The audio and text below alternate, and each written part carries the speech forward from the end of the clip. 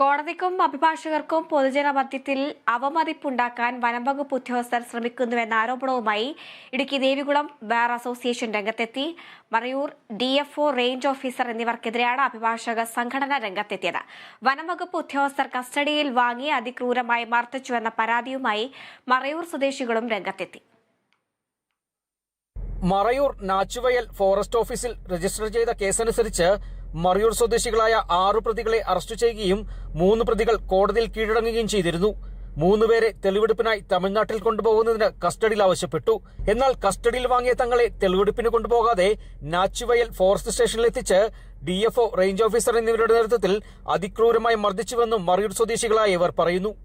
കോടതി മുമ്പേ എടുത്ത് കോടതി കസ്റ്റഡി കൊടുക്കില്ല എന്ന് പറഞ്ഞിട്ടും APP സാർ പറഞ്ഞിട്ട് കസ്റ്റഡി കൊടുത്ത് ഇവർ ഞങ്ങളെ കൊണ്ടുപോയി എവിടെ ചെന്നൈയും കൊണ്ടുപോയില്ല, തഞ്ചാവൂർ എവിടെയും കൊണ്ടുപോയില്ല, സെല്ലിൽ തന്നെ ഇട്ട് ഞങ്ങളെ സെല്ലി മൊത്തം വെള്ളം ഒഴിച്ചിട്ട് അതിക്രൂരമായിട്ട് മർദ്ദിക്കുമായിരുന്നു ഞങ്ങളെ. നമ്മളെ മുമ്പ് വെച്ച് തന്നെ മഞ്ഞപ്പൊടിയും മുളക് പൊടിയും ഈ കാന്താരി മുളക് കൂടെ മിക്സ് ചെയ്തിട്ട് കണ്ണിൽ സ്വകാര്യ ഭാഗത്ത് എവിടെയൊക്കെ തേക്കാൻ പറ്റും തേച്ചിട്ട് നടത്തൊക്കെ. പിന്നെ കുടിക്കാൻ വെള്ളം ചോദിച്ചപ്പോഴത്തേക്കും ആ രാത്രി തലവഴി വെള്ളം ഒഴിച്ചിട്ട് പുള്ളി കാലുകൊണ്ട് ഇങ്ങനെ അഴുക്കാക്കിയിട്ട് നമ്മളെ മുഖം പിടിച്ചു അതിൽ വരച്ചു. Marayur DFO PJ Suhaib, range officer Abju എന്നിവർക്കെതിരെയാണ് അഭിഭാഷക സംഘടനയും രംഗത്തെത്തിയിട്ടുള്ളത്.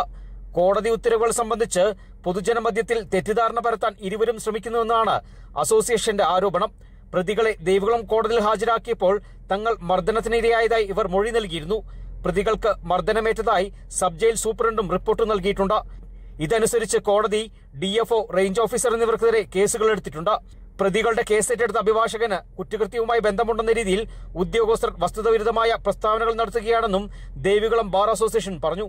നിയമാനുസരണ നടപടികൾ പൂർത്തീകരിച്ച് എല്ലാ നടപടിക്രമങ്ങളും പൂർത്തീകരിച്ച് മെഡിക്കൽ സഹായം അവർക്ക് ഏത് രീതിയിൽ നൽകണമോ ആ രീതിയിൽ നൽകി അങ്ങനെയുള്ള സർട്ടിഫിക്കറ്റുകളും വാങ്ങിയതിന് ശേഷമാണ് നടപടിക്രമങ്ങൾ പൂർത്തീകരിച്ച് ആ പറയുന്ന ഉദ്യോഗസ്ഥന്മാർക്കെതിരെ CC 612 2024, 613, 614 എന്ന 3 കേസുകൾ രജിസ്റ്റർ ചെയ്യുകയും കോടതി അവർക്ക് സമൻസ് അയക്കുകയും ചെയ്തിട്ടുണ്ട്. ആ നടപടിക്രമങ്ങൾ വളരെ കൃത്യമായ രീതിയിൽ രേഖകൾ കൊണ്ട് നമുക്ക് കാണാൻ സാധിക്കും.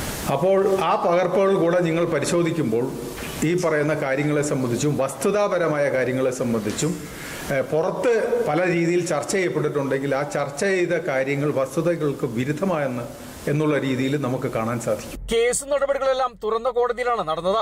കോടതിയുടെയും അഭിഭാഷകന്റെയും നടപടികളിൽ നിയമവിരുദ്ധമായി ഒന്നുമില്ല.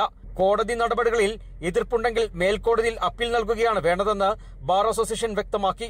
അസോസിയേഷൻ ഭാരവാഹികളായ NC രാജേഷ്, അഭിഭാഷകരായ AJ Joseph, Dileep Thomas, Johnson Peter, Ajith Pottas, Mathew John, Sabu Mathew എന്നിവരുടെ നേതൃത്വത്തിൽ ദേവികുളം ബാർ അസോസിയേഷനിലെ മുഴുവൻ അഭിഭാഷകരും വാർത്താസമ്മേളനത്തിൽ പങ്കെടുത്തു.